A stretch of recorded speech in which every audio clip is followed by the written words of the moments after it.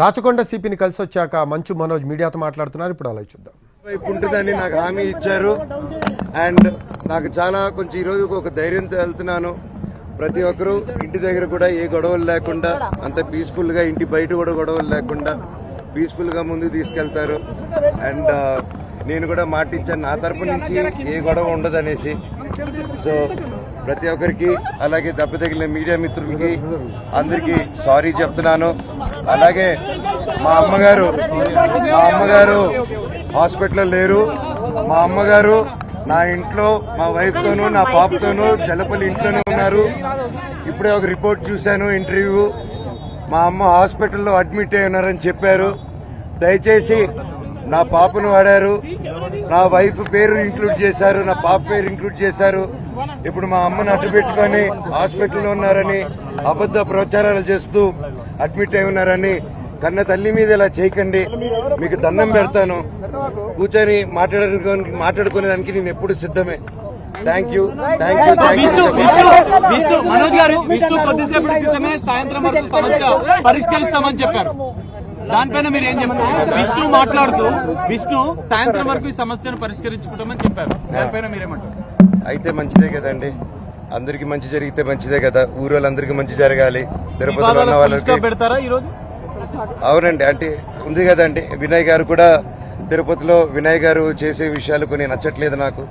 అవన్నీ కొంచెం సమాధానం చెప్పి, తిరుపతి చంద్రగిరి మండలంలో మీకు తెలిసేంత పేద ప్రజల్లో నాన్న అక్కడ ఎందుకు హైదరాబాద్లో, ఆ రోజులోనే హైదరాబాద్లో పెట్టుండొచ్చు. ఆయన ఎందుకు తిరుపతిలో పెట్టాడు, ఆయన ఎందుకు చంద్రగిరిలో పెట్టాడంటే ఆయన సొంతూరు, అక్కడున్న జనాలు అభివృద్ధి చెందాలి, రాయలసీమలో అభివృద్ధి చెందాలనేసి ఆ మైండ్ సెట్ పెట్టి ఎంతో కష్టపడి ఇంత దూరం తీసుకొచ్చారు దాన్ని. ఈరోజు ఎవరో వచ్చేసి దాన్ని ఒక ఎడ్యుకేషనల్ బ్యాక్గ్రౌండ్ ఉందో లేదో కూడా తెలియదు, వచ్చి అలా చేయడం, ఒక పేద ప్రజల్ని ఒక మీట్ అవ్వకుండా చేయడం అంటే నాన్నగారి దగ్గరికి వెళ్ళలేకపోతున్నారు, ఆయన వరకు రీచ్ అవ్వట్లేదు. అది ఆయన తెలియపరచాలన్న నా తపనని ప్రయత్నాన్ని ఆపుతున్నారు.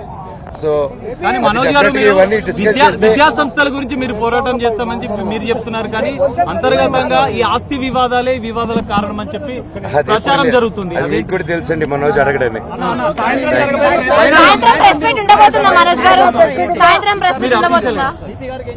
తప్పకుండా అండి, కాకపోతే క్రౌడ్ గ్యాదరింగ్ ఉండకూడదు అన్నారు కొద్ది రోజులు.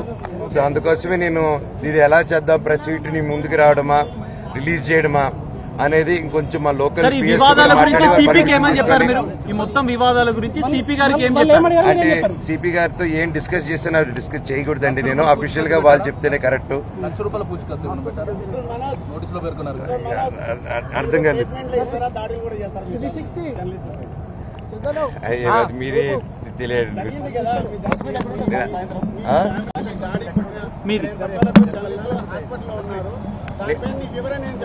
నేను ఇందాక మాట్లాడానండి, ఇప్పుడు మాట్లాడాను, మీకు వినిపించినట్లేదు, రికార్డ్ అయిందండి కెమెరా.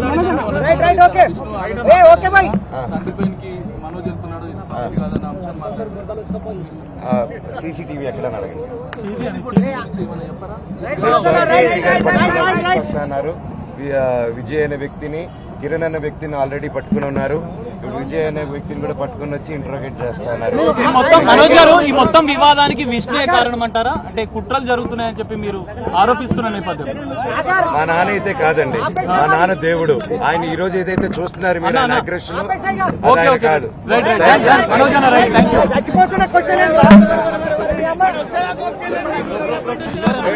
మీడియా పాయింట్ అదే క్వశ్చన్ వేస్తున్న ప్రెస్ మీట్ ఇదేమన్నా